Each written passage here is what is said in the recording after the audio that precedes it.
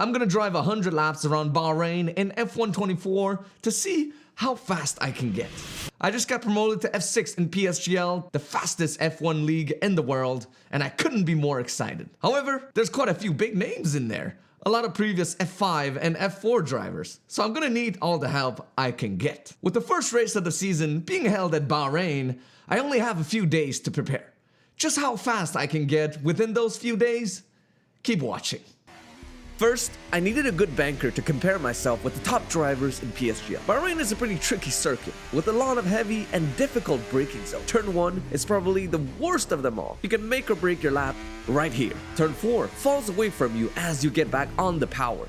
It is known as negative camber, making a car extremely loose on corner exit. Only one line works through the fast speed chicane. Take it wrong and you end up in the wall. Turn 9 and turn 10 is particularly challenging because you need to brake and turn at the same time. Even real F1 drivers hate the corner, with reason. Turn 11 is absolutely wild this year. You need to flick the car and trust that it's gonna stick. It's absolutely mental watching some of these drivers go through it. Last but not least, the last corner is quite the pain. You need to run wide to open up the corner, but not too wide as to invalidate all of your progress for the last minute and a half. After a dozen or so laps, I managed a 26.6, which is only a 10th off of my personal best. It's a good thing the pace evaluation required laps around Bahrain to place drivers in tiers for the upcoming season. This means I had a lot of options to choose from. I'm gonna put a lap from Conrad Bohm, a driver from Top Esports, on screen, side by side with my lap. Let's try to spot everything that I do wrong together.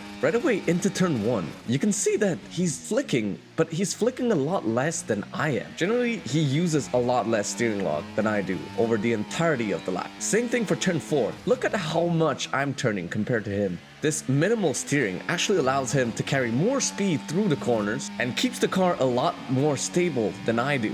And in a lot of places, he goes quite a lot wider than I do, using more of the track to open up the corner than I do. Same thing for turn 9 and turn 10. He goes much wider, using the outside curb to extend the track as much as possible to really open up the corner. Same thing for this corner here. The flick looks similar, but once again, he uses a lot less steering lock than I do. And through the second to last corner, it's interesting that he only taps the brake while I stomp the brake hard. And for the last corner, it's pretty much the same thing. He uses a lot less steering lock than I do. It is crazy how much you can see right away with just a simple side-to-side comparison. Now, it was all about applying everything we've learned, and it was not easy.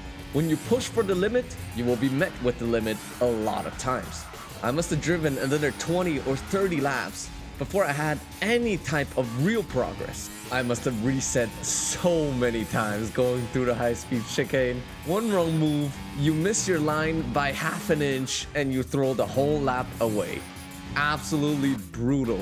After about 20 or so laps, I managed to put a lap together.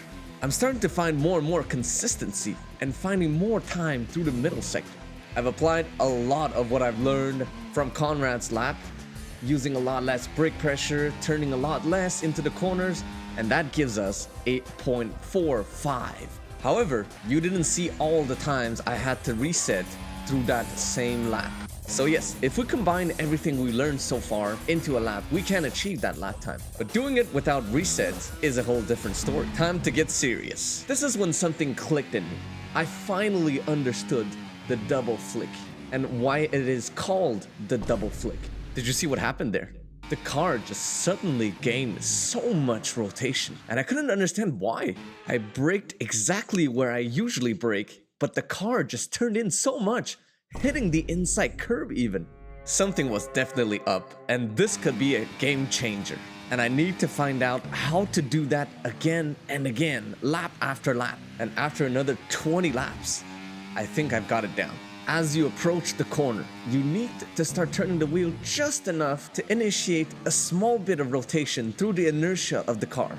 And as you approach the apex, that's when you go for the hard flick to give the car an additional layer of rotation. An extra correction, if you will. With that, I kept practicing.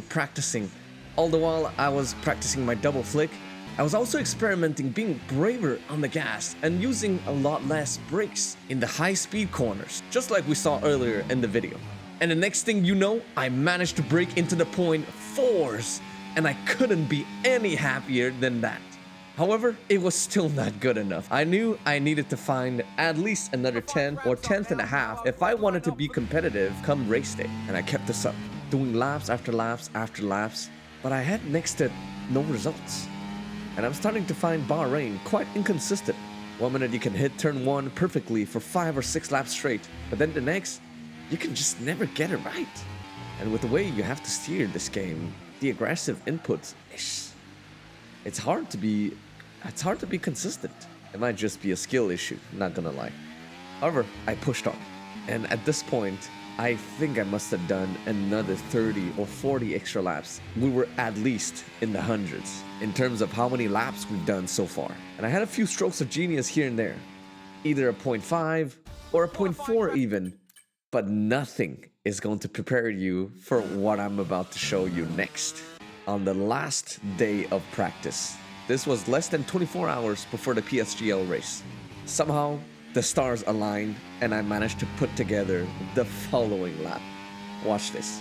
Take to the right for the main straight, but for the braking zone, move all the way to the left, brake in a straight line, flick the wheel and the car in at the last possible second. Now straight line the car, cut over the inside curve as much as you can, move to the left and try to extend the track as much as possible, flicking the car in once again as we bleed off the brakes. Into the S's, try to open up as much as you can and carry as much speed as possible without invalidating or losing the car. Again, using the flick to generate extra rotation, and we take turn 10 beautifully. That is probably the latest I've ever braked in all of my laps so far. Turn 11, move the car to the left to minimize distance. Again, throw the car in, run over the inside curve, barely avoid invalidation, and one corner left, throw the car in, be brave on the gas, a little wiggle, but all is good. And coming up to the line, it is going to be 1 minute 26.2.